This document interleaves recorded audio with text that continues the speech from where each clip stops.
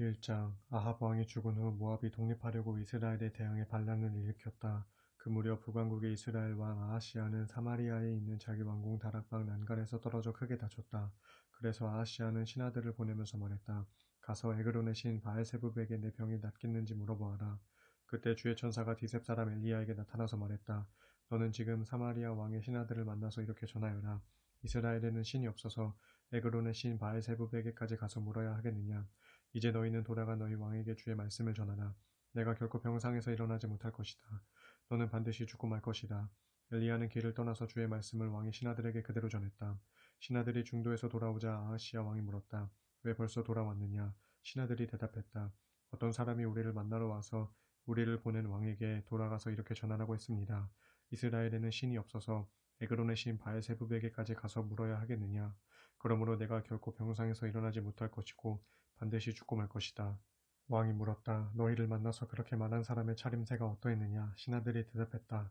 그 사람은 염소털로 만든 옷을 입고 허리에는 가죽띠를 두르고 있었습니다. 왕이 말했다. 그렇다면 그는 디셉 사람 엘리야가 틀림없구나. 아하시아 왕은 즉각 50부장과 그의 부하 50명을 엘리야에게 보냈다. 50부장이 엘리야가 앉아있는 산 꼭대기로 올라가서 그에게 말했다. 하나님의 사람이여 왕의 명령이니 어서 내려오시오. 엘리야가 50부장에게 말했다. 내가 하나님의 사람이라면 하늘에서 불이 내려와 너와 내 부하 50명을 태워버릴 것이다. 그러자 하늘에서 즉시 불이 떨어져 50부장과 그의 부하 50명을 모두 태워버렸다. 아하시아 왕은 다시 엘리야에게 다른 50부장과 그의 부하 50명을 보냈다.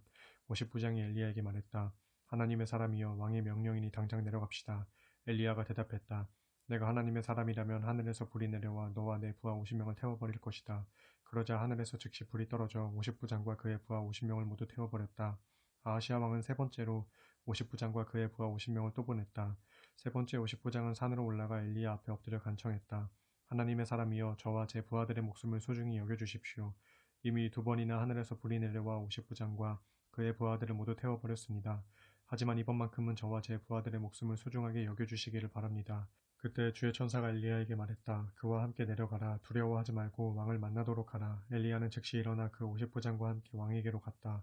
엘리야가 아하시아 왕에게 말했다. 주께서 왕에게 하시는 말씀을 들으시오. 너는 이스라엘에 신이 없어서 에그론의 신 바알세불에게까지 가서 물어야 하겠느냐.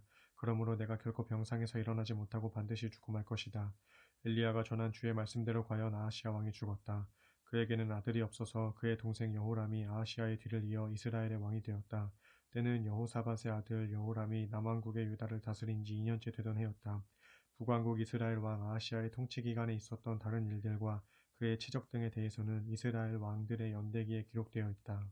2장 주께서 엘리야를 회오리 바람에 실어 하늘로 데려가시려고 할 때 엘리야와 그의 제자 엘리사는 길갈에서 길을 나서려고 하는 참이었다. 엘리야가 엘리사에게 말했다. 엘리사 너는 여기 남아있어라. 주께서는 나에게 베델로 가라고 말씀하셨다. 그러나 엘리사는 이렇게 말했다. 주께서 확실히 살아계시고 스승님이 확실히 살아계심을 두고 맹세합니다. 저는 결코 스승님 곁을 떠나지 않겠습니다. 이리하여 그들 둘은 함께 베델로 갔다. 베델에 있는 예언자 수련생들이 엘리사에게로 와서 물었다. 주께서는 오늘 당신의 스승님을 데려가시려고 하시는데 알고 계십니까? 엘리사가 대답했다. 그렇소. 나도 잘 알고 있으니 조용히들 하시오.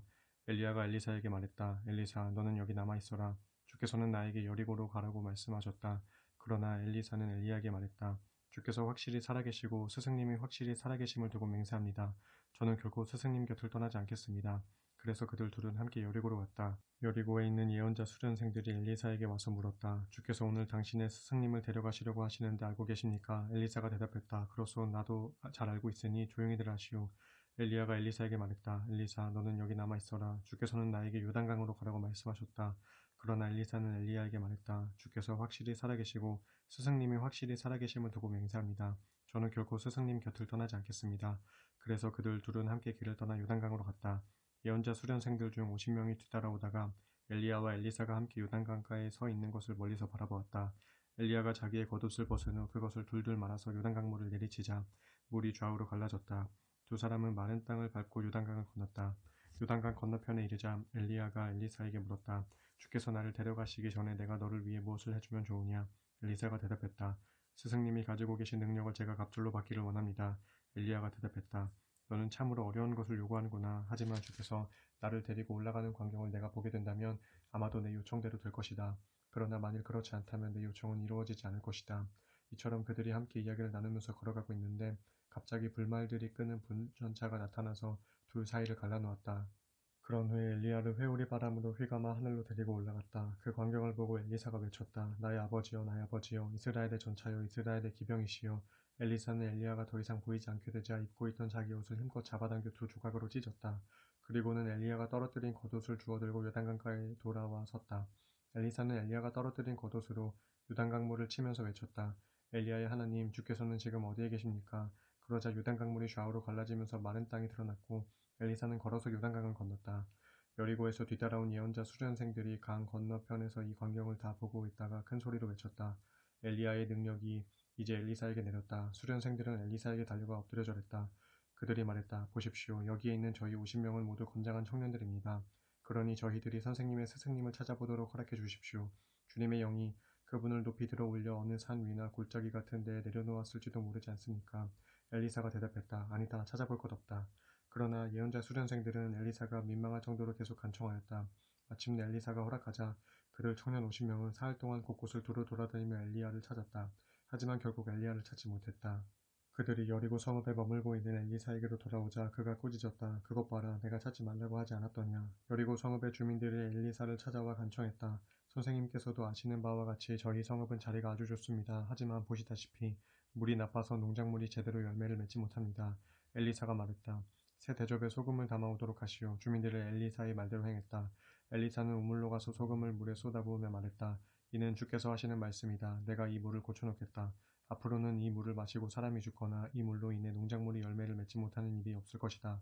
그때부터 그곳의 물은 오늘날까지 엘리사의 말대로 좋은 물이 되었다. 엘리사가 그곳을 떠나 베델로 향했다. 그런데 엘리사가 가는 길에 몇몇 젊은 아이들이 성읍에서 나와서 엘리사를 보고 놀려댔다. 대머리야 빨리 올라가라. 대머리야 빨리 올라가라. 엘리사는 몸을 돌려 아이들을 보고는 주의 이름으로 그들을 저주했다. 그러자 숲속에서 갑자기 암곰 2마리가 튀어나오더니 42명의 아이들을 물어서 찢어 죽였다. 엘리사는 그곳을 떠나 갈멜산으로 갔다가 후에 다시 사마리아로 돌아갔다. 3장 남왕국 유다왕 여호사밧 18년에 북왕국 이스라엘에서는 아합의 아들 여호람이 왕위에 올랐다. 그는 수도 사마리아에서 12년 동안 다스렸다. 여호람은 주께서 보시기에 악한 일을 많이 저질렀으나 그의 아버지 아합과 어머니 이세벨만큼은 악하지 않았다. 그는 부왕 아합이 만든 바알 신상들을 없앴다. 그러나 여호람은 느밧의 아들 여로보암이 저지른 죄를 그대로 따라 행했고 이스라엘 백성을 죄 가운데 빠뜨렸다. 그는 여로보암이 저지른 우상숭배의 죄로부터 벗어나지 못했다. 모압 왕 메사는 양을 길러서 이스라엘 왕에게 10만 마리의 어린 양과 10만 마리의 순양 털을 바쳤다.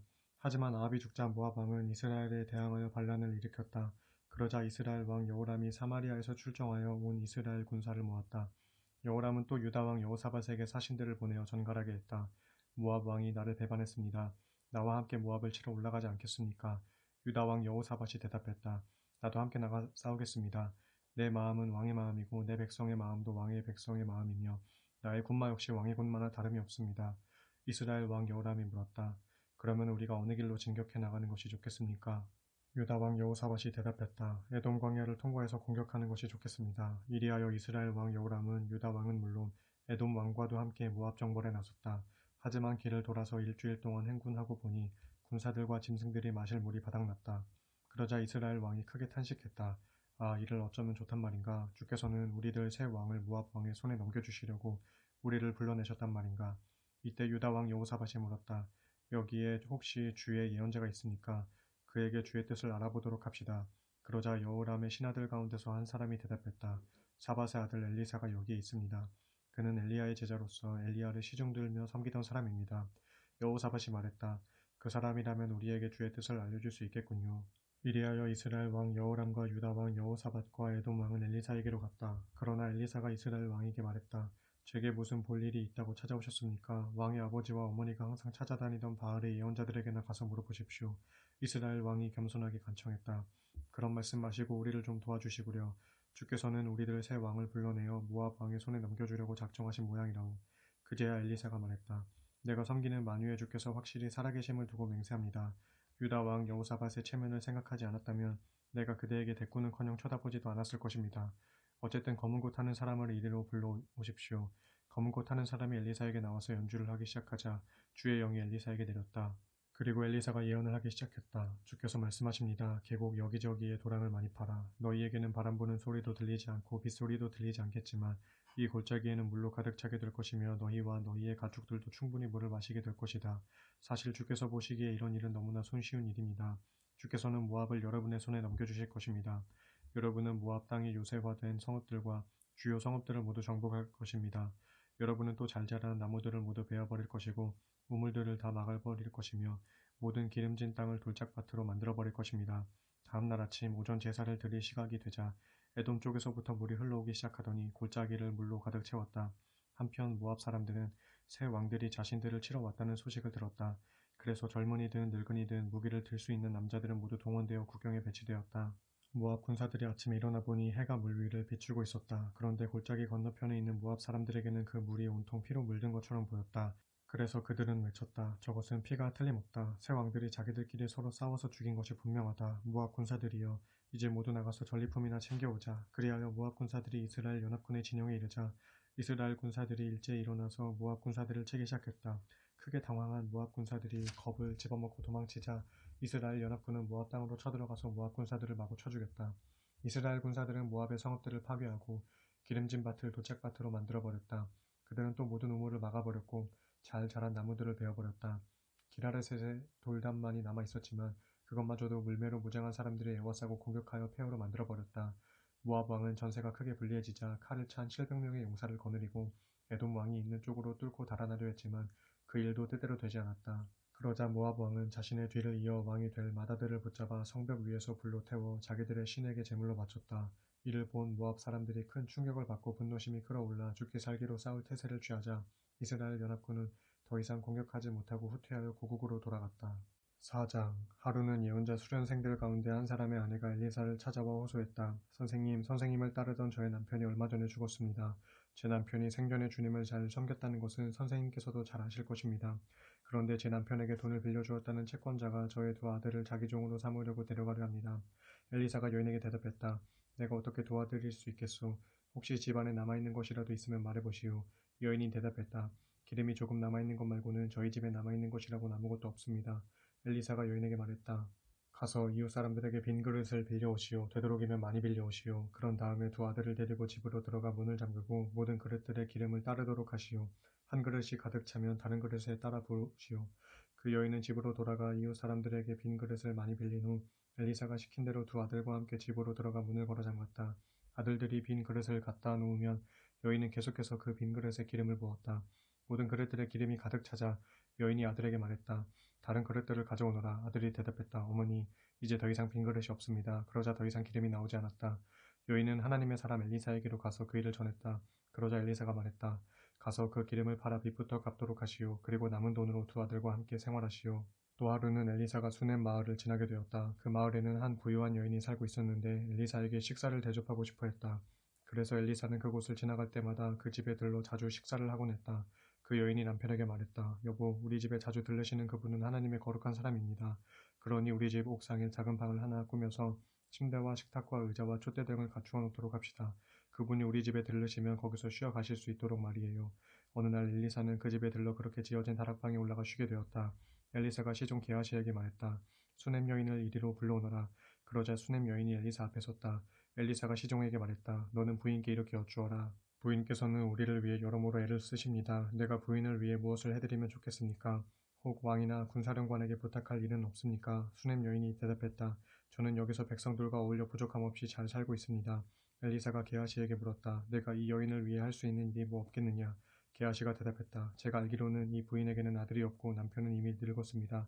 엘리사가 게하시에게 말했다. 알았다. 부인을 다시 이리로 모셔오너라. 수넴 여인이 다시 올라와서 엘리사의 방문 앞에 섰다. 엘리사가 말했다. 내년 이맘때쯤이면 부인께서는 아들을 품에 안고 계실 것이요. 그러자 여인이 말했다. 그럴 리가요. 하나님의 사람께서 어찌 저 같은 사람을 놀리시는 것입니까? 당치 않으신 말씀입니다. 그러나 놀랍게도 수넴 여인은 과연 임신을 하였고 1년 뒤에 아들을 낳았다. 엘리사가 말한 그대로였다. 그 아이가 제법 자란 어느 날 아이가 추수를 하고 있는 아버지에게로 갔다. 그런데 아이가 갑자기 아이고 머리 아파 아이고 머리 아파 하면서 소리를 질러댔다. 그러자 아버지가 하인에게 일렀다. 아이를 얼른 어머니에게 데려다 주어라. 하인이 아이를 안고 달려가 어머니에게 안겨주었다. 하지만 아이는 점심때까지 제 어머니의 품에 안겨 있다가 그만 죽고 말았다. 수냄 여인은 아이를 안고 다락방으로 올라가서 하나님의 사람의 침상 위에 뉘어놓고 문을 닫았다. 그리고는 급히 바깥으로 나갔다. 여인은 자기 남편을 불러 말했다. 어서 하인 한 사람과 나귀 한 마리를 보내주세요. 제가 급히 하나님의 사람에게 다녀와야겠습니다. 남편이 물었다. 어째서 오늘 가려고 하시오? 오늘은 초하루도 아니고 안식일도 아니지 않소? 여인이 대답했다. 걱정하지 마세요. 다 잘 될 거예요. 여인은 나귀의 안장을 얹고 하인에게 말했다. 내가 멈추라고 말하기 전까지는 조금도 늦추지 말고 힘껏 나귀를 몰아다오. 여인은 마을을 출발하여 갈매산에 있는 하나님의 사람 엘리사에게로 왔다. 엘리사는 멀리서 여인을 보고 시종 게하시에게 말했다. 저기 수냄 여인이 오고 있구나. 너는 빨리 달려나가서 여인에게 모두 잘 계시느냐고 인사를 여쭈어라. 남편과 아이가 별거 없이 다 건강하지 물어보아라. 게하시가 달려나가 문 안을 여쭙자 여인이 대답했다. 모두 잘 있습니다. 마침내 여인이 엘리사에게 이르자 그녀는 엘리사의 두 발을 꼭 붙들었다. 게하시가 놀라 그녀를 떼어놓으려고 달려들자 하나님의 사람이 말했다. 그냥 두어라. 하지만 주께서는 왜 그런지 나에게 말씀을 해주시지 않는구나. 조금 후 여인이 탄식하며 말했다. 예언자님, 제가 언제 아들을 낳고 싶다고 부탁하던가요? 저는 오히려 저를 놀리지 마십시오 하고 말하지 않았습니까? 엘리사가 여인의 말을 알아듣고 게하시에게 일렀다. 너는 허리띠를 단단히 메고 내 지팡이를 손에 쥐고 힘껏 달려가거라. 가는 도중에 누구를 만나더라도 인사하지 말고 누가 인사하더라도 받지 말아라. 그 집에 가서 내 지팡이를 그 아이의 얼굴 위에 놓아두어라. 그러나 아이의 어머니가 말했다. 주께서 확실히 살아계시고 예언자님이 확실히 살아계심을 두고 맹세합니다. 예언자님께서 함께 가시지 않으면 저도 움직이지 않겠습니다. 그래서 엘리사는 여인과 함께 갔다. 게하시가 먼저 달려가서 엘리사의 지팡이를 아이의 얼굴 위에 올려놓았으나 아이에게 아무런 반응이 없었다. 그래서 게하시가 엘리사에게로 와서 말했다. 아이가 깨어나지 않습니다. 엘리사가 도착하여 보니 아이가 죽은 채로 자기 침상 위에 누워 있었다. 엘리사는 혼자 방으로 들어가 문을 닫았다. 방 안에는 아이와 엘리사뿐이었다. 엘리사가 주께 기도를 드렸다. 그런 다음 엘리사는 침상 위로 올라가서 아이의 몸 위로 엎드려 자기 입을 아이의 입에 맞대고 자기 두 눈과 두 손도 아이의 두 눈과 두 손에 맞대었다.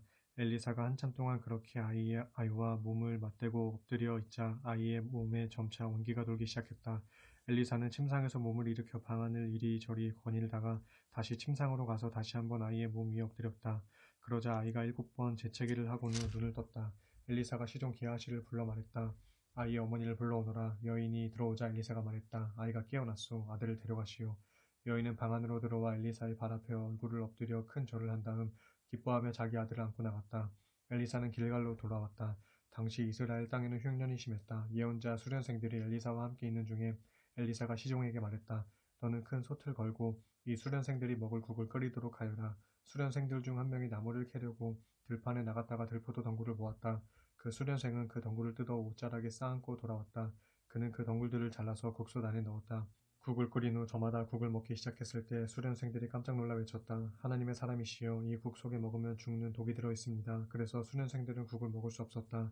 하나님의 사람 엘리사가 말했다. 밀가루를 좀 가져오너라. 엘리사는 밀가루를 솥에 넣은 다음 말했다. 자, 국을 다시 나눠주어라. 수련생들이 국을 떠먹어 보니 놀랍게도 독이 사라지고 없었다. 한 번은 어떤 사람이 바알 살리사에서 핵곡식으로 만든 보리빵 20덩이와 핵곡식을 얼마간 가지고 엘리사를 찾아왔다. 엘리사가 시종에게 주면서 말했다. 사람들에게 먹을 수 있도록 나누어 주어라. 시종이 의아해하며 말했다.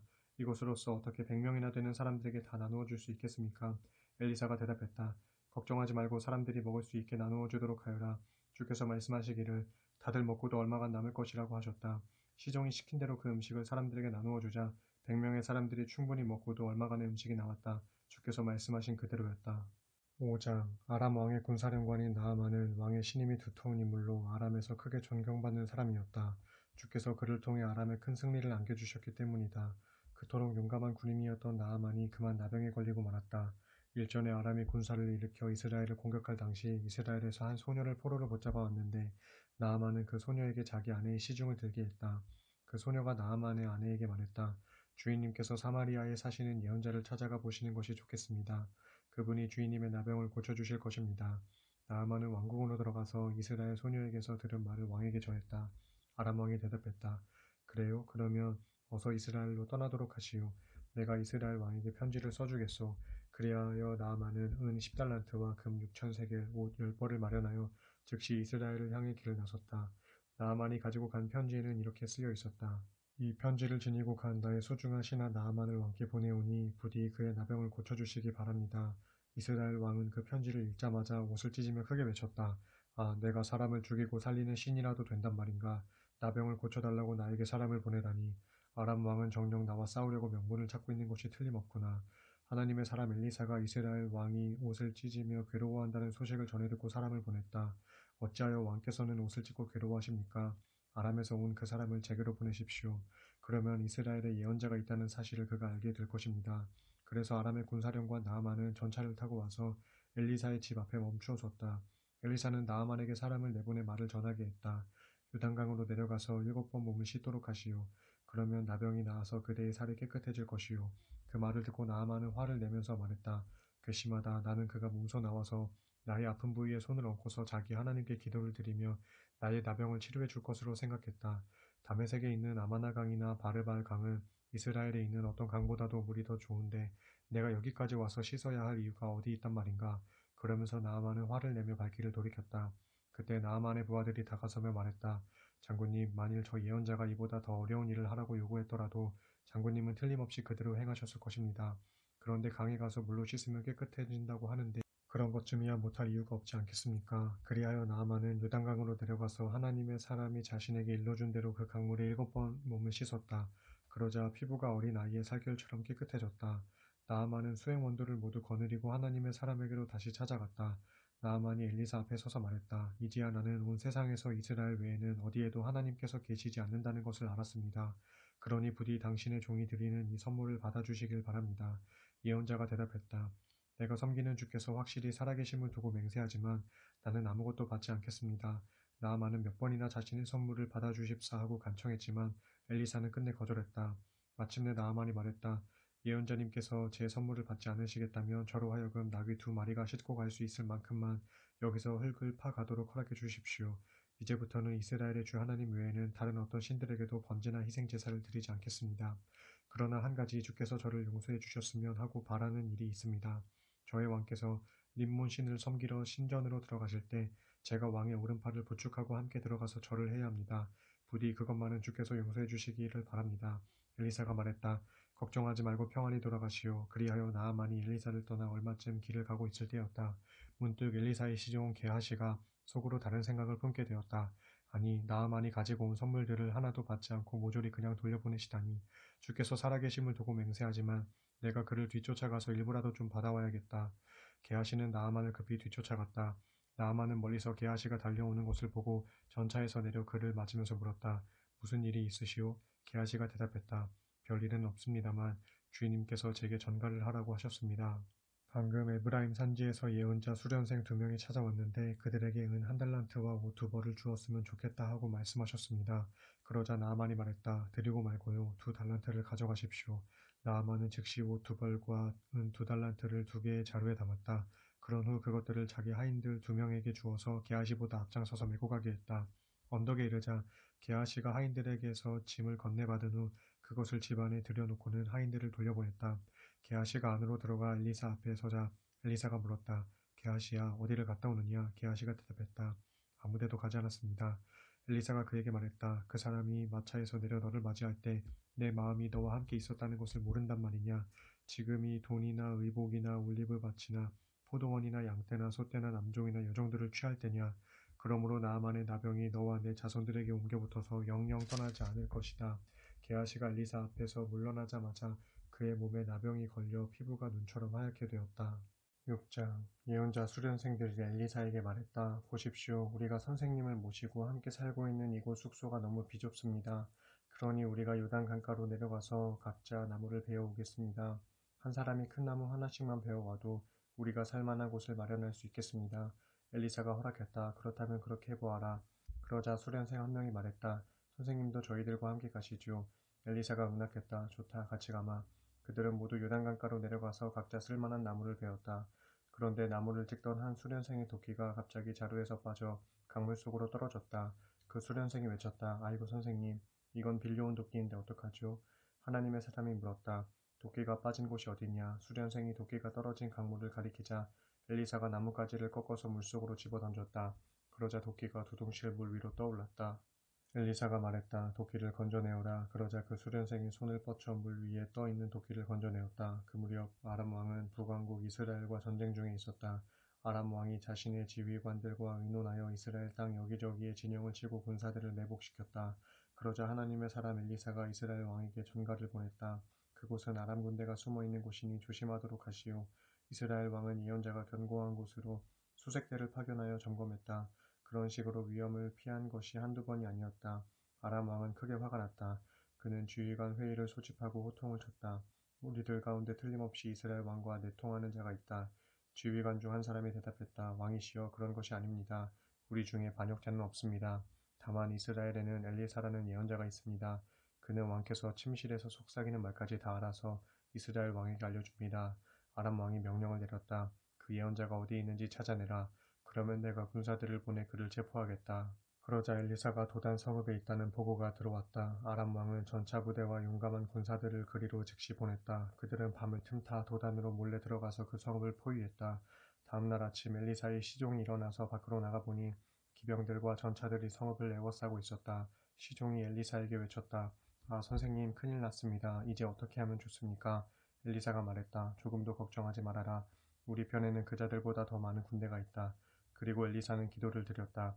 오 주여, 이 시종의 눈을 열어서 주의 군대를 보게 하소서. 주께서 그 시종의 눈을 열어주시자 온 산을 가득 채운 불말과 불수레가 엘리사를 에워싸고 있는 것이 보였다. 아람 군대가 엘리사를 향해 몰려오자 그가 주께 기도드렸다. 저들을 쳐서 눈을 멀게 하소서. 주께서 엘리사의 말대로 그들을 쳐서 눈을 멀게 하셨다. 엘리사가 아람 군사들에게 말했다. 너희는 길을 잘못 들었다. 이곳은 너희가 찾는 성읍이 아니다. 나를 따라오라. 너희가 찾는 사람이 있는 곳으로 내가 인도해 주겠다. 엘리사는 그들을 사마리아로 데리고 갔다. 아람 군사들이 사마리아 성읍으로 들어가자 엘리사가 기도했다. 주여, 이제 그들의 눈을 다시 열어주소서. 주께서 그들의 눈을 열어주시니 그들이 사마리아 도성의 한가운데 와 있었다. 이스라엘 왕이 그들을 보고는 엘리사에게 물었다. 나의 아버지여, 내가 이들을 모조리 죽여버릴까요? 엘리사가 대답했다. 아닙니다. 죽이지 마십시오. 비록 칼이나 활로 사로잡은 전쟁 포로라고 한들 죽일 수 있겠습니까? 차라리 그들에게 밥과 물을 주어서 먹고 마시게 한 다음 그들의 왕에게 돌려보내십시오. 이스라엘 왕은 그들에게 큰 잔치를 베풀어 주었다. 아람 군사들이 실컷 먹고 마시고 나자 왕은 그들을 모두 무사히 보내주었다. 그 뒤로 한동안 아람 군대가 더 이상 이스라엘 땅으로 쳐들어온 일이 없어졌다. 얼마 후 아람 왕 베나다시 모든 군대를 이끌고 올라와 북왕국 이스라엘의 도성 사마리아를 포위했다. 포위 기간이 길어지자 성읍 안에서는 식량이 다 떨어졌다. 나귀 머리 하나가 은 80세겔, 비둘기 똥이라 불리는 여물지 않는 들콩 4분의 1갑이 은 5세겔이나 있다. 하루는 이스라엘 왕이 성벽 위를 지나가는데 한 여인이 외쳤다. 왕이시여, 저를 좀 도와주세요. 왕이 대답했다. 주께서 도와주시지 아니하시면 내가 어떻게 도울 수 있겠소? 타작마당에서 곡식을 가져다 주겠소? 아니면 포도주 틀에서 포도주를 가져다 주겠소? 도대체 무슨 일로 그러는지 말이나 해보시오. 그러자 여인이 다른 여인을 가리키면서 부르짖었다. 하루는 이 여인이 저에게 말했습니다. 오늘은 우리가 내 아들을 함께 잡아먹고 내일은 내 아들을 함께 잡아먹자. 그래서 우리는 제 아들을 먼저 삶아서 먹었습니다. 다음 날 제가 이제는 내 아들을 함께 잡아먹자라고 말했더니 그 여인이 자기 아들을 감춰버렸습니다. 그 말을 듣고 이스라엘 왕은 기가 막혀 자기 옷을 찢으며 슬퍼했다. 왕이 성벽 위로 지나갈 때 백성들이 왕의 찢어진 옷 사이를 보니 속에 굵은 베옷을 입고 있었다. 이스라엘 왕이 외쳤다. 사밧의 아들 엘리사의 머리가 오늘 온전히 붙어 있다면 하나님께서 나에게 어떠한 벌을 내리더라도 달게 받겠다. 그때 엘리사는 자기 집에서 장로들과 함께 앉아 있었다. 이스라엘 왕이 사람을 보냈지만 엘리사는 그가 도착하기도 전에 장로들에게 말했다. 여러분은 저 살인자의 자식인 이스라엘 왕이 내 머리를 베어버리라고 보낸 사람이 보이지 않으십니까? 그가 오면 문을 잠그고 들여보내지 마십시오. 또 사람을 보내놓고 그 뒤에 따라오는 왕의 발자국 소리가 들리지 않으십니까? 엘리사가 말을 마치기도 전에 이스라엘 왕과 그 신하가 들이닥쳤다. 왕이 엘리사에게 말했다. 우리에게 임한 이 재앙을 보시오. 이번 재앙은 분명 주께서 내리신 것인데 내가 어떻게 주의 도우심을 더 기다리고만 있겠소. 7장 엘리사가 말했다. 왕은 주께서 하시는 말씀을 들으시오. 내일 이맘때쯤이면 사마리아 성문 안의 장터에서 고운 밀가루 한 스아를 한 세겔에 살 수 있고 보리 두 수아도 한 세겔만 주면 충분히 살 수 있을 것이오. 그러자 왕을 부축하고 다니는 보좌관이 하나님의 사람 엘리사를 비꼬며 말했다. 설령 주께서 하늘 창고 문을 열고 곡식을 쏟아붓는다고 해도 어찌 그런 일이 있을 수 있겠소. 엘리사가 대답했다. 그대는 그런 광경을 직접 두 눈으로 보게 될 것이오. 하지만 그대는 그걸 먹지는 못하게 될 것이오. 그때 사마리아 성문 입구에서는 4명의 나병 환자가 서로 말을 주고받고 있었다. 우리가 여기 앉아서 죽기만 기다리고 있을 수는 없지 않느냐. 지금 사마리아 성읍 안으로 들어가 보았자 굶어 죽을 것이 뻔하니 차라리 아람 군대의 진영으로 들어가 항복하자. 그들이 우리를 살려준다면 다행이고 죽이면 죽는 거다. 해질녘이 되자 그들은 자리에서 일어나 아람 진영으로 찾아갔다. 그러나 그들이 아람 군대의 막사에 이르러 보니 웬일인지 거기에는 한 사람도 남아있지 않았다.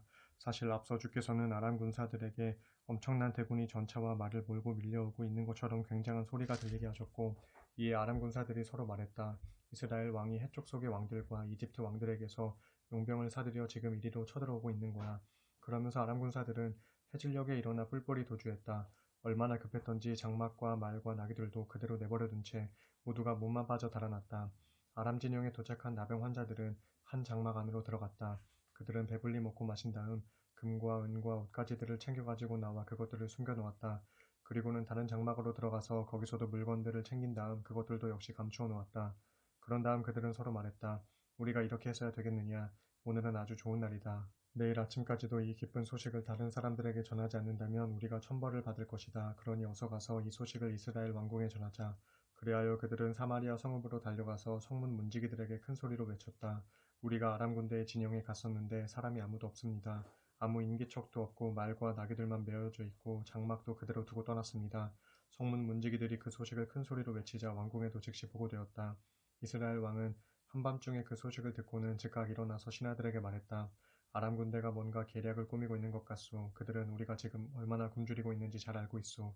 그들은 자기들의 진영을 떠나 들판에 매복하고 있다가 우리가 성 밖으로 나가면 우리를 모두 생포한 다음 이 성 안으로 밀고 들어올 것이오. 그러나 한 신하가 말했다. 성 안에는 아직 5마리의 말이 남아 있습니다. 이대로 가면 여기 남아있는 짐승이나 사람이나 모두 죽을 운명에 처해 있기는 마찬가지이니 그 말에 사람을 태워 보내서 정찰이나 한번 해보게 하십시오. 그리하여 이스라엘 왕은 말 2필이 끄는 전차를 끌어내어 아람 진영을 정찰하도록 사람을 내보냈다. 왕은 정찰병들을 내보내며 말했다. 가서 무슨 일인지 자세히 알아보고 오라. 정찰병들이 아람 군대를 뒤쫓아 요단강까지 따라가 보았지만 길바닥에는 허둥지둥 도망치느라 아람 군사들이 내버리고 간 의복과 장비들만 여기저기 질비하게 널려 있었다. 정찰병들이 돌아와서 이스라엘 왕에게 이 사실을 보고했다. 그러자 이스라엘 백성들이 모두 우르르 몰려나가 아람 진영을 약탈했다. 이리하여 주의 말씀대로 고운 밀가루 한 스아가 한 세겔에 보리 2스아가 한 세겔에 팔렸다. 왕은 자신을 부축하고 다니는 보좌관을 성문의 경비대장으로 임명했다. 그러나 질서를 바로잡으려던 그는 밀어닥치는 사람들의 발에 밟혀주고 말았다. 그가 왕을 부축하고 하나님의 사람의 집에 갔을 때 하나님의 사람이 그에 대해 예언한 그대로였다. 앞서 하나님의 사람이 이스라엘 왕에게 이렇게 말했었다. 내일 이맘때쯤이면 사마리아 성문 안의 장터에서 밀가루 한 스아가 한 세겔에 보리 2스아도 한 세겔만 주면 살 수 있을 것이요. 그러자 왕을 부축하던 보좌관이 하나님의 사람에게 비꼬듯 이렇게 말했었다. 설령 주께서 하늘 창고 문을 열고 곡식을 쏟아붓는다고 해도 어찌 그런 일이 있을 수 있겠소. 그 말을 듣고 하나님의 사람이 이렇게 대답했었다. 그대가 직접 두 눈으로 보게 될 것이요. 하지만 그대는 그걸 먹지는 못하게 될 것이요. 그리하여 실제로 그런 일이 일어났을 때 정작 그 사람은 성문에서 백성들에게 밟혀 죽음으로써 하나님의 사람 엘리사가 예언했던 일이 그대로 이루어진 것이다. 8장 엘리사가 전에 아들을 살려주었던 수넴 여인에게 말했다. 주께서 이 땅에 7년 동안 흉년이 들게 하실 것이니 부인은 가족과 함께 여기를 떠나 어디든 다른 곳에 가서 살다 오시오. 그 여인은 하나님의 사람이 말한 대로 따랐다. 수넴 여인은 가족과 함께 블레셋 땅으로 가서 거기서 7년 동안 살았다. 그렇게 7년을 보내고 수넴 여인은 자기 고향에 다시 돌아왔다. 그런 후 자기 집과 땅을 되찾기 위해 왕궁으로 왕을 찾아갔다. 마침 왕은 하나님의 사람의 시종인 게하시를 불러놓고 말했다. 엘리사가 행한 놀라운 일들에 관해 다 말해보아라. 그래서 게하시는 하나님의 사람 엘리사가 어떻게 죽은 사람을 다시 살렸는지에 대해 왕에게 이야기를 하고 있었다. 그런데 때마침 엘리사가 아들을 살려준 여인이 와서 왕에게 자기 집과 땅을 돌려달라고 호소했다. 게하시가 말했다. 왕이시여, 바로 이 여인의 아들을 엘리사가 다시 살려주었습니다. 왕이 그러한 사실들을 수넴 여인에게서 직접 확인한 다음 신하 한 사람을 불러 명령했다. 이 여인의 재산을 모두 되찾아주되 여인이 고향을 떠난 뒤부터 오늘까지 그 땅에서 거두어들인 소출까지도 모두 돌려주도록 하여라. 엘리사가 다메섹에 갔을 때 아람 왕 베나닷은 병들어 누워 있었다. 아람 왕은 하나님의 사람 엘리사가 그곳에 왔다는 소식을 들었다. 왕이 신하 하사엘에게 말했다. 그대는 선물을 가지고 가서 하나님의 사람을 만나도록 하시오. 그 사람에게 내 병이 나을 수 있을지 주께 여쭤달라고 부탁하시오. 하사엘은 다메섹에서 생산되는 온갖 좋은 것들을 모아 낙타 40마리에 싣고는 하나님의 사람 엘리사를 찾아갔다. 하사엘이 엘리사 앞에서 말했다. 선생님을 아버지처럼 받드는 아람 왕 베나닷이 보내서 찾아왔습니다. 왕께서는 왕의 병이 낫겠는지 주께 여쭤보라고 예언자님께 부탁하셨습니다. 엘리사가 대답했다. 가서 그대의 왕께 전하시오. 왕의 병이 분명 낫긴 합니다만 주께서는 왕이 결국 죽게 된다고 말씀하셨습니다. 그런 다음 엘리사는 하사엘이 당황해서 부끄러워할 정도로 한참 동안 그의 얼굴을 뚫어지게 바라보았다. 그러더니 엘리사가 갑자기 울음을 터뜨렸다. 하사엘이 놀라서 물었다. 선생님 왜 우십니까? 엘리사가 대답했다. 나는 그대가 이스라엘 백성에게 장차 어떤 짓을 저지를지 다 알고 있소. 그대는 이스라엘의 견고한 성읍들에 불을 지르고 젊은이들을 칼로 쳐 죽이며 젖먹이들을 메어 쳐서 죽이고 아이벤 여인들의 배를 갈라 죽일 것이요. 하사엘이 당황하며 말했다. 선생님 그게 대체 무슨 말씀입니까? 개처럼 보잘것없는 제가 어떻게 그토록 엄청난 일을 감히 저지를 수 있겠습니까? 엘리사가 대답했다. 주께서 나에게 보여주셨소. 그대는 아람의 왕이 될 것이요. 하사엘은 엘리사를 떠나 왕에게로 돌아갔다. 아람 왕 베나닷이 물었다. 엘리사가 그대에게 뭐라고 했소? 하사엘이 대답했다. 왕께서는 틀림없이 병에서 나을 것이라고 대답했습니다. 그러나 다음날 하사엘은 담요를 물에 적셔 왕의 얼굴을 덮어 죽인 다음 스스로 아람 왕의 자리에 올랐다. 아합의 아들 요람이 북왕국 이스라엘의 왕이 되어 나라를 다스린 지 5년째 되는 해에 남왕국 유다에서는 여호사밧의 아들 여호람이 왕이 되어 유다를 다스리기 시작했다. 여호람은 32세의 왕이 되어 유다의 도성 예루살렘에서 8년 동안 다스렸다. 그는 아합의 딸을 아내로 삼았기 때문에 아합의 집안이 한 대로 이스라엘 왕들의 악한 길을 밟았다. 주께서 보시기에 여호람은 악한 일을 하였다. 그런데도 주께서는 주의 종 다윗을 생각하셔서 유다를 멸망시키려고 하시지는 않았다. 일찍이 주께서는 다윗의 자손들이 왕조의 등불을 꺼뜨리지 않고 계속 이어갈 것이라고 약속하셨다. 유다 왕 여호람 시대에 에돔은 유다의 반기를 들고 일어나 독자적으로 왕을 세웠다. 그래서 여호람은 유다의 전차 부대를 총동원하여 에돔 땅의 사해 성읍으로 진격했다.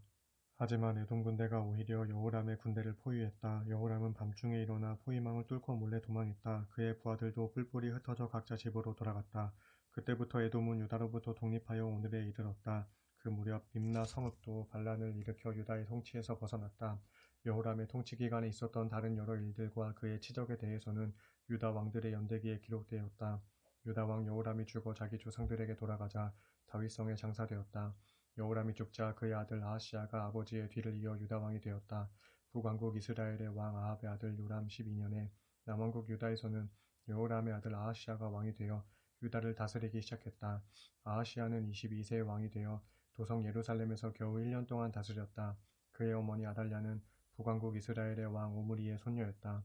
아하시야는 아합 집안의 사위가 된 몸이어서 아합 집안이 행한 대로 주께서 보시기에 악한 길을 걸었다.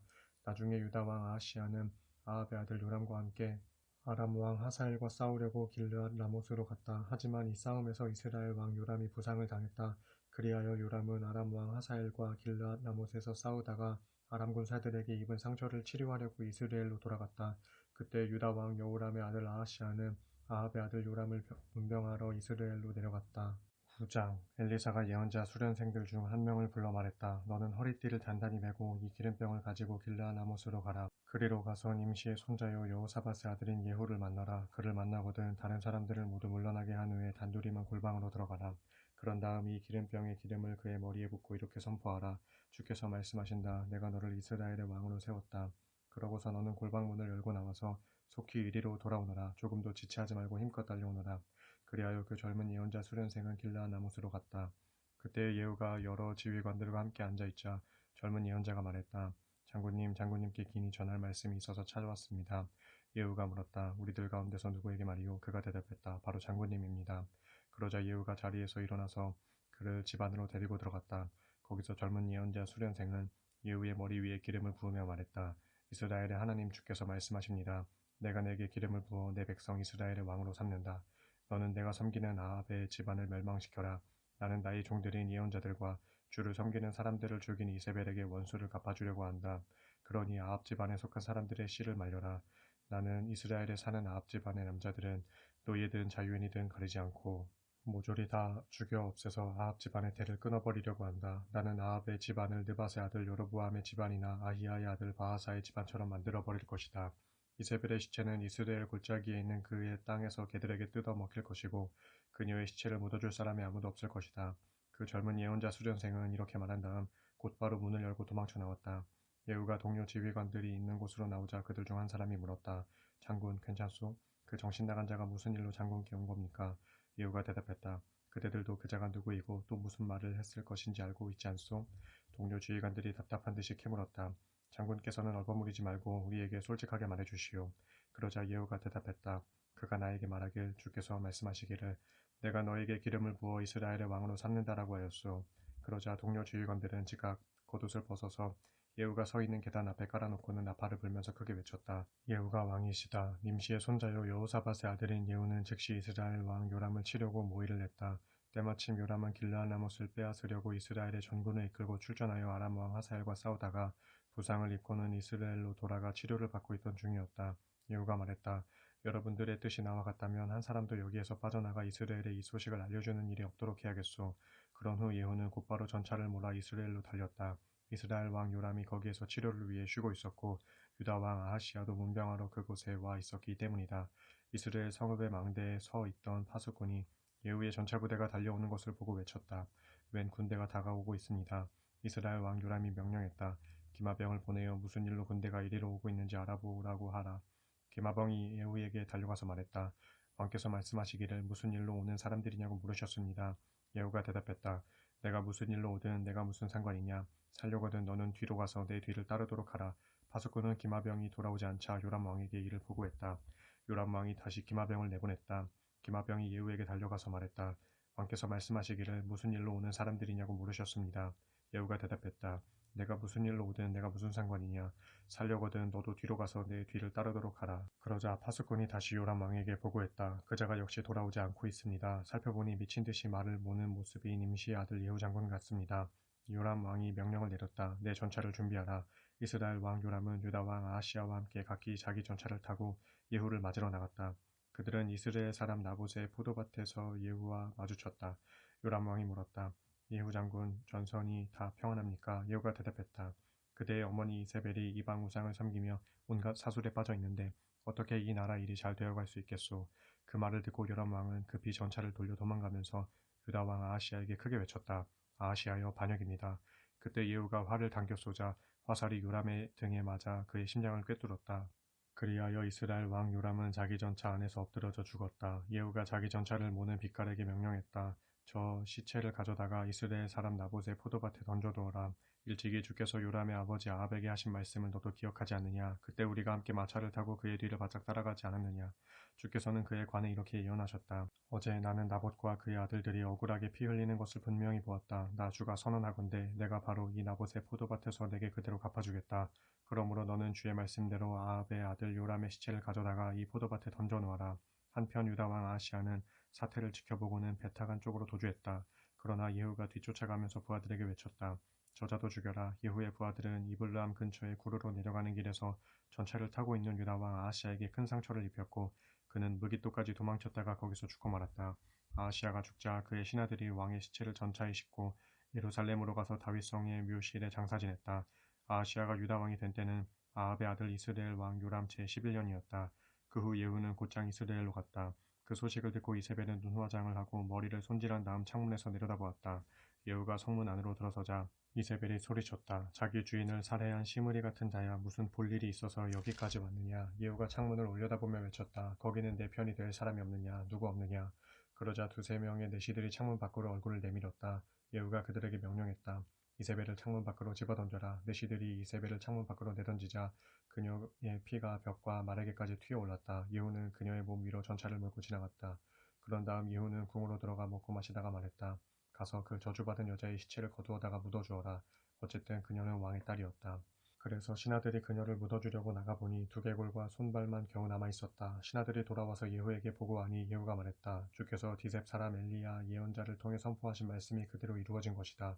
이스라엘의 밭에서 개들이 이세벨의 시체를 뜯어먹을 것이고 그녀의 시체가 산산조각 나서 밭에 거름처럼 될 것이므로 아무도 그것이 이세벨의 시체인 줄 알아보는 사람이 없을 것이다.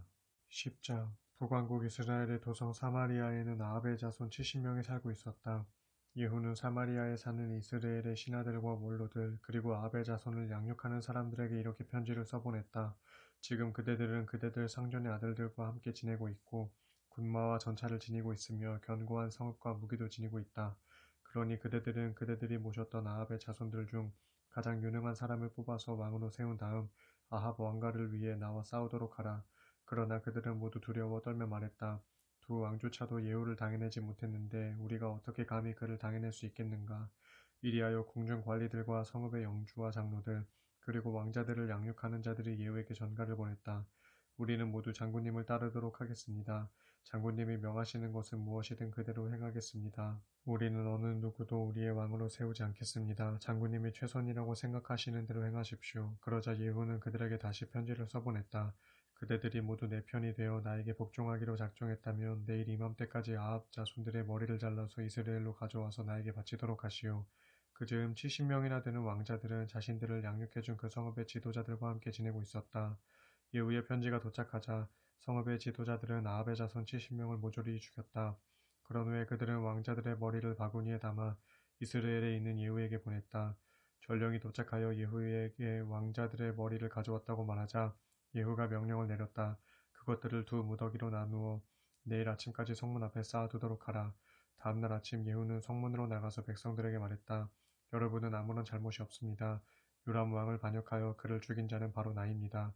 그러나 그의 자손들을 죽인 자는 누구입니까?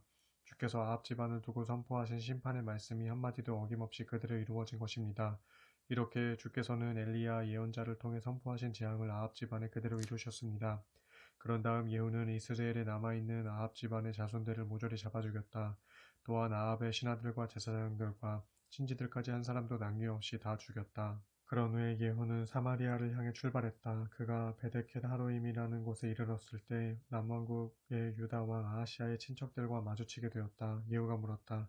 그대들은 누구시오? 그들이 대답했다. 우리는 아하시아 왕의 친척들로 이스라엘 왕의 가족들과 이세벨 왕후를 뵈러 가는 길입니다. 그러자 예후가 부하들에게 명령했다. 저들을 모조리 생포하라. 예후의 부하들은 그들을 붙잡은 다음 베데켓에 있는 웅덩이에 모두 빠뜨려 죽였다. 거기서 죽은 자들은 모두 42명이었고 한 사람도 살아남은 자가 없었다. 예후가 계속해서 길을 가던 중 레갑의 아들 여호나답을 만났다. 그는 예후를 만나러 오는 길이었다. 예후가 그를 맞으며 물었다. 내가 그대를 믿듯이 그대도 나를 믿고 있소? 여호나답이 대답했다. 물론입니다. 예후가 말했다. 그러면 나에게 손을 내미시오. 여호나답이 예후에게 손을 내밀자 예후가 그를 끌어올려 자신의 전차에 태웠다. 그런 다음 예후가 여호나답에게 말했다. 이제 저와 함께 가서 제가 주를 위하여 얼마나 열성적인지 잘 보도록 하시오. 예후는 그와 함께 전차를 타고 갔다. 사마리아에 도착한 예후는 그곳에 남아있던 아합의 친척들을 모조리 붙잡아서 다 죽였다. 주께서 이전에 엘리야에게 말씀하신 대로 예후는 아합 집안에 딸린 자들을 한 사람도 남기지 않고 모조리 다 죽여 없앴다. 예후는 이스라엘 백성들을 다 모아놓고 말했다. 아합은 바알을 조금 섬겼으나 예후는 훨씬 더 많이 섬기겠소. 그러므로 이제 바알의 모든 예언자들과 제사장들과 그들을 섬기는 종들을 모두 불러 모으시오. 내가 바알을 위해 큰 제사를 드리고 축제를 열려고 하니 한 사람도 빠지는 일이 없도록 하시오. 누구든지 빠지는 사람은 목숨을 부지하지 못할 것이오. 그러나 이것은 예후가 바알 숭배자들을 몰살시키기 위해 속임수를 쓴 것이었다. 예후가 계속 말했다. 바알을 숭배하기 위한 집회를 소집하시오. 그리하여 거국적으로 성대한 바알 축제가 선포되었다.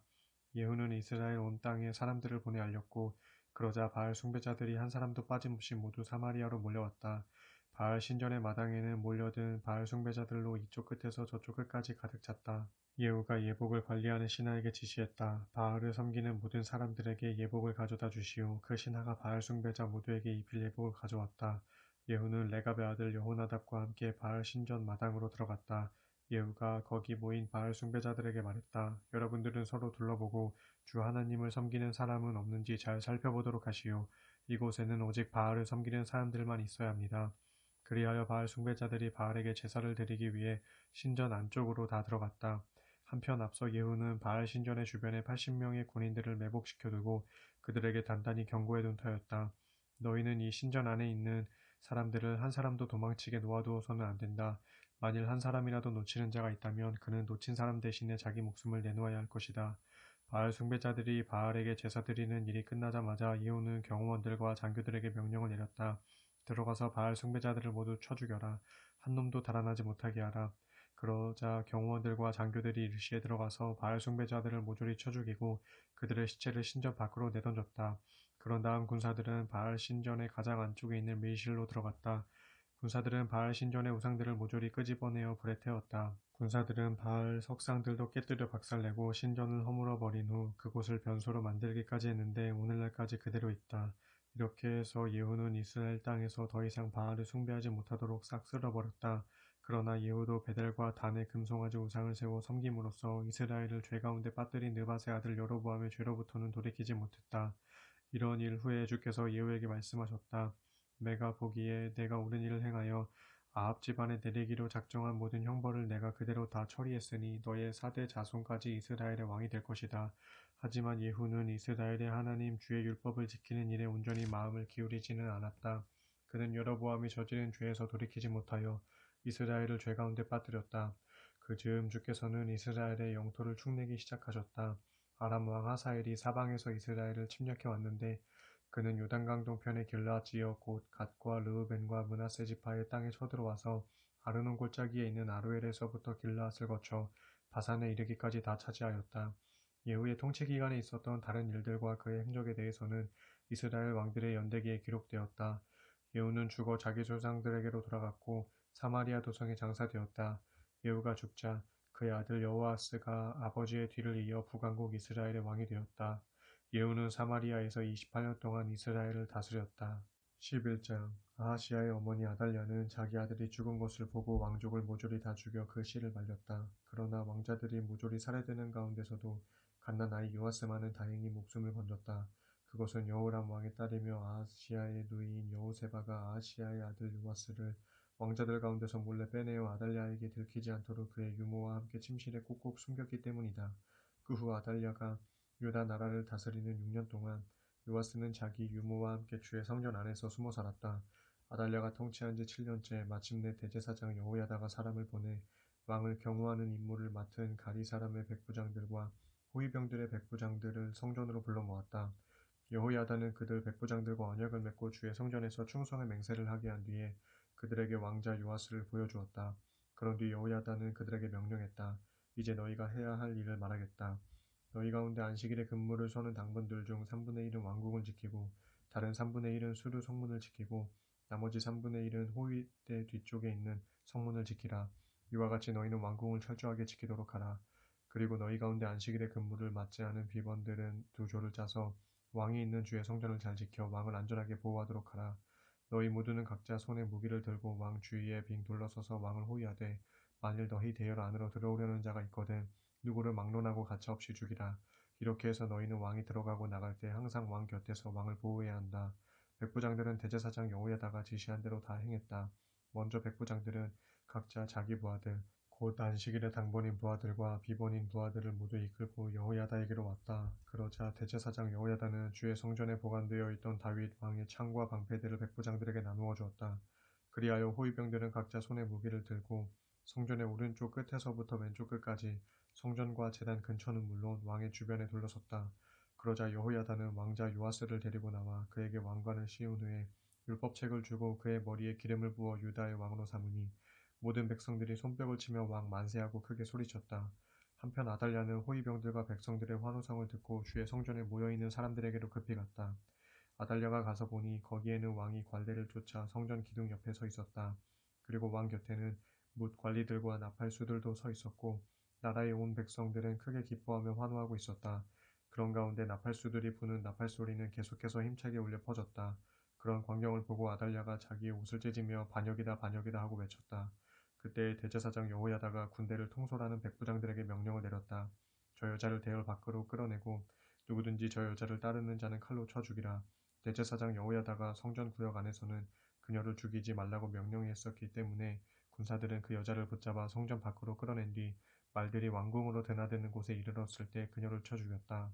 이제 여호야다는 왕과 백성들로 하여금 주와 언약을 맺게 하여 모두 주의 백성이 될 것임을 맹세하게 했다. 동시에 그는 왕과 백성들도 서로 언약을 맺게 했다.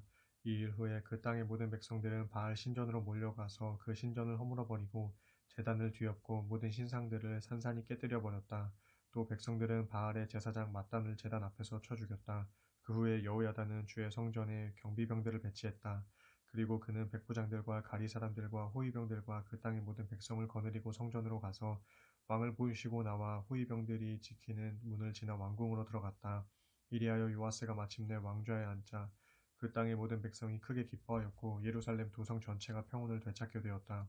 이렇게 해서 아달랴는 왕궁에서 칼을 맞아 죽었고 요아스가 유다 왕위에 올랐다. 이때 그의 나이 7세였다. 12장 예후가 북왕국 이스라엘을 다스린 지 7년째 되는 해 요아스는 7세에 남왕국 유다의 왕이 되어 수도 예루살렘에서 40년 동안 다스렸다. 요아스의 어머니 시비아는 브엘세바 출신이었다. 요아스는 대제사장 여호야다가 가르침을 베풀어 이끌어준 기간 동안에는 주께서 보시기에 언제나 올바른 일을 행하였다. 그러나 다만 각처의 산당들은 없애지 아니하였으므로 유다 백성들은 여전히 산당에서 제사를 지내고 분향을 했다. 어느 날 요아스는 제사장들을 모아놓고 이렇게 말했다. 주의 성전에 거룩한 예물로 들어오는 모든 돈은 그것이 의무적으로 부과된 것이든 개인적인 서원으로 바치는 것이든 혹은 자발적으로 바치는 것이든 모두 한데 모으도록 하시오.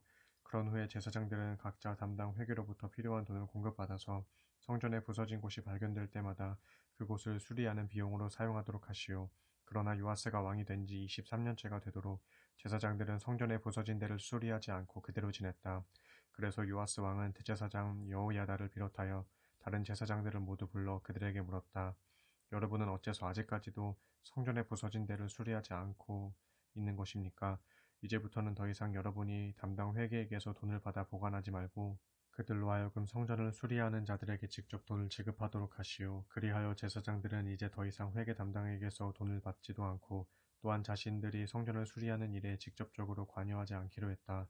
대제사장 여호야다는 상자를 하나 준비하여 그 상자 뚜껑에 구멍을 뚫은 다음 그것을 번제단 곁 곧 주의 성전 입구의 오른쪽에 놓아 놓았다. 성전 입구를 지키는 제사장들은 백성들이 주의 성전에 가져오는 모든 헌금을 그 상자 속에 넣게 했다.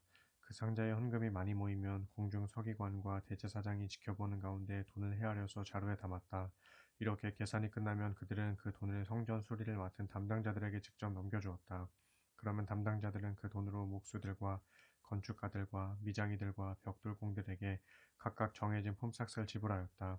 또 그 돈으로 성전을 수리하는 데 드는 목재와 석재의 구입 비용으로 사용하였고 그 밖에도 성전 수리에 필요한 각종 비용으로 사용하였다. 하지만 주의 성전에 바쳐진 그 돈은 주의 성전에서 쓸 은대접과 부집개와 대접과 나팔과 그 밖의 금그릇이나 은그릇 등의 성전 기물들을 만드는 데는 사용하지 않았다. 그 돈은 오직 일꾼들에게 지불되어 그들로 주의 성전을 수리하게 하는 비용으로만 사용하였다. 그리고 돈을 맡아 집행하는 관리자들이 아주 정직하게 일했기 때문에 그들에 대하여 따로 회계 감사를 실시하지는 않았다. 그러나 속건제와 속죄제를 위해 바쳐진 돈은 성전을 수리하는 비용으로 삼지 않았는데 그 돈은 본래 제사장들의 몫이기 때문이다. 그 무렵 아람 왕 하사엘은 블레셋 땅의 가드 성읍을 침략하여 정복했다. 그런 후에 이제 하사엘은 예루살렘을 공격하려고 준비하고 있었다. 그러자 유다 왕 요아스는 선왕인 여호사밧과 여호람과 아하시아가 주께 바친 모든 예물과 또 자신이 주께 바친 모든 예물을 비롯하여 주의 성전과 왕궁 창고에 있는 금을 모조리 모아다가 아람 왕 하사엘에게 바쳤다. 그러자 하사엘은 예루살렘을 공격하지 않고 그냥 물러갔다. 요아스 왕의 통치 기간에 있었던 나머지 다른 사건들과 왕이 행한 모든 일들에 대해서는 유다 왕들의 연대기에 기록되어 있다. 한편 요아스는 실라로 내려가는 길가에 있는 밀로궁에서 반역을 꾀한 신하들의 손에 암살되었다. 요아스를 암살한 신하들은 시므아스의 아들 요사갈과 소멜의 아들 여호사밧이었다. 요아스가 죽자 그는 자기 조상들의 묘실인 다윗성에 장사되었고 그의 아들 아마샤가 아버지의 뒤를 이어 유다의 왕이 되었다.